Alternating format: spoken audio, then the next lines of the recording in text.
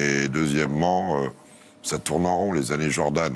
Bien sûr. On a le droit de le dire, ont été un échec. Je pense qu'on est tous d'accord là-dessus. Le proprio qui a vendu depuis la franchise tout récemment. Pour une fois, alors on ne fait pas souvent ça dans NBA Extra, on va s'écarter un petit peu de l'aspect purement sportif qui nous concerne tous les jours sur les parquets pour ouvrir un dossier qui fait beaucoup parler actuellement en NBA. Je voudrais qu'on parle du cas Miles Bridges. Miles Bridges, le joueur des Hornets, qui est revenu au basket ce week-end, samedi, qui a très bien joué la nuit dernière, qui a mis 15 points et 15 rebonds, je crois, Xav, c'est ça, hier soir 14-15, je crois. 14 et 15 Ouais. qui fait donc 15 défensif, en plus. Voilà, donc, vraiment le nettoyeur. un bon match de basket hier soir.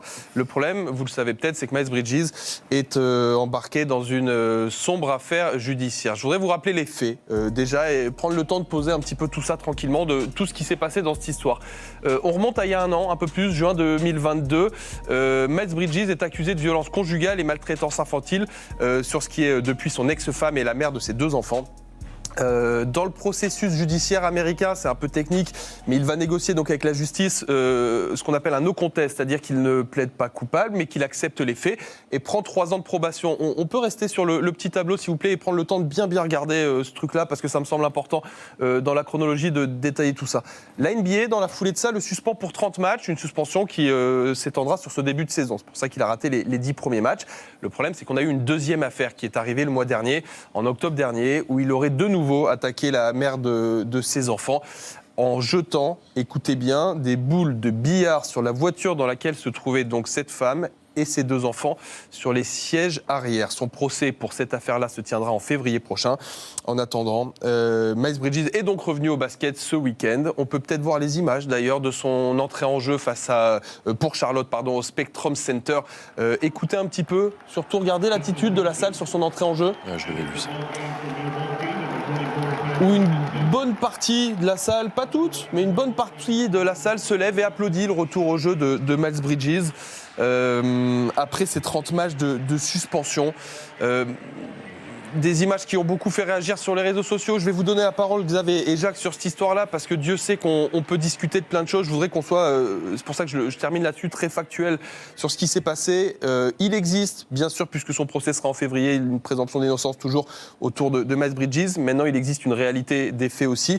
Et je suis désolé, pour une fois, je vais vous montrer des images qui ne sont pas hyper simples à voir, mais qui méritent d'être importantes, d'être vues. Les images de l'ex-compagne désormais de Miles Bridges, après les assauts qu'elle a subis de la part de Miles Bridges. Voilà cette femme qui s'appelle Michelle Johnson, ce qu'elle a subi de la part de Miles Bridges. Une fois qu'on a vu ces images qui sont évidemment terribles, je voudrais votre avis et savoir si ça ne vous dérange pas que Miles Bridges aujourd'hui joue au basket en NBA.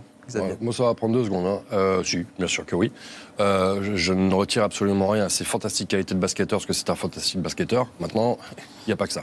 J'ai déjà dit que si j'étais le patron des Hornets, non, il ne jouerait pas.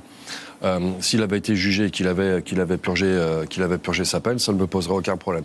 Là, aujourd'hui, c'est pas Il l'a fait sur le premier cas. On est en attente du procès pour le deuxième. Voilà. Ce qui s'est passé récemment, justement, montre qu'il y a quand même un bug. Donc, non, moi, je trouve pas ça normal qu'aujourd'hui il joue au basket, non. Voilà. Okay. Mais on verra le procès. S'il est innocenté, ce qui n'arrivera pas, probablement pas, mais... Ok, ce sera une autre histoire. Maintenant, qu'on ait payé sa peine, c'est une chose. Là, c'est absolument pas le cas. Voilà. Maintenant, fantastique joueur. Et comme de par hasard, Charlotte joue mieux. Oui, mais c'est pas ça qui est important. Ce qui est important, bien sûr que c'est malaisant.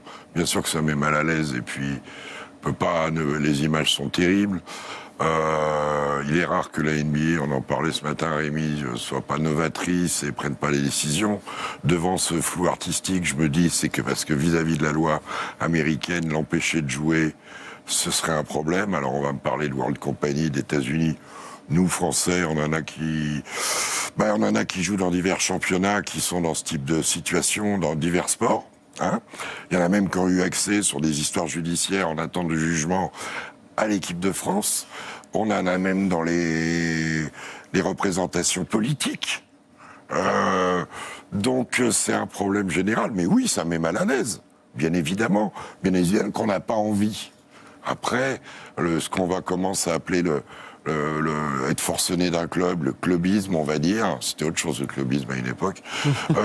Mais Quand tu dis, quand vous dites, pardon Rémi, il y a des gens qui applaudissent, il y a des gens qui sifflent, c'est comme partout. Donc en attente de jugement, c'est que la responsabilité de Charlotte, qui est à mon avis à mettre en cause, qui accepte ça. De la même manière, leur choix de draft est sulfureux aussi. Charlotte prend tous les risques pour gagner des matchs et faire du spectacle. En attente du jugement, oui, ça met encore plus mal à l'aise. Ça met encore plus mal à l'aise. Mais après, dans l'absolu, Xavier, si il n'est pas à Charlotte, est-ce qu'il n'y a pas un autre club qui va le prendre ? Toujours, il y a toujours un mec. Mais ça, c'est Il y a toujours quelqu'un qui va laver plus blanc que blanc et qui dit, moi, je vais y arriver, ça va nettoyer.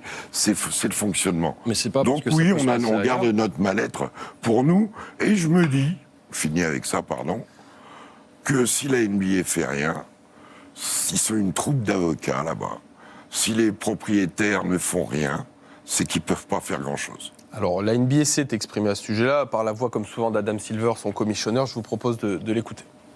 You know, from my standpoint, I believe we have been consistent in that we're applying the same principles to every case. I mean, no fact pattern is exactly alike, and I think that everybody's entitled to due process and a fair system. You have to understand that the result is based on, you know, going an investigation and a very deep understanding, at least the best we're in a position to do so, to understand exactly what happened.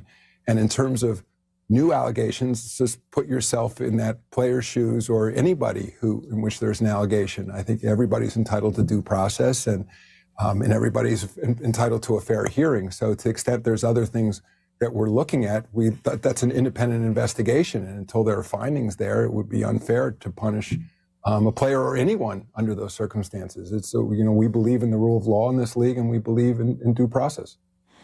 Alors, je suis désolé, on ne va pas s'éterniser, hein, évidemment, sur ce thème. On reviendra au basket, c'est promis. Je voudrais juste dire une dernière chose, vous dire ce qui, moi, me dérange profondément dans cette affaire-là. C'est le terrible silence de cette confrérie des joueurs NBA par rapport à ce qui s'est passé. Que pas un joueur n'ait eu le courage de dénoncer les actes de Miles Bridges. Le syndicat a plus forte raison, mais au moins une voix, quelqu'un, un joueur qui ait le courage de porter ce qu'il faut porter, de dire que c'est terrible ce qui s'est passé. Ce que dit Adam Silver, c'est la réalité. Il faut attendre le jugement. Si les faits sont confirmés, s'il n'y a aucune circonstance atténuante, et s'il peut y en avoir. J'en sais rien, mais la loi américaine, la loi en général, on le voit maintenant partout. Il faut attendre. Il n'y a que ça à faire. Et en attendant... Là, Moi, d'ici là, toujours pas. Alors là, je suis mille, c'est ce que disait Rémi ce matin, mais on ne peut être que d'accord avec ça. Le mettre sur le banc, le suspendre le temps du jugement et attendre. Ce qui me navre le plus là-dedans, c'est que Steve Clifford, qui a fait un super boulot avec certains joueurs, français notamment Nico Batum d'ailleurs, se retrouve dans cette galère-là. Ouais. Bon, voilà pour ce qu'on pouvait dire sur le cas Miles Bridges. Désolé d'avoir pris un petit peu de temps de nos résumés basket.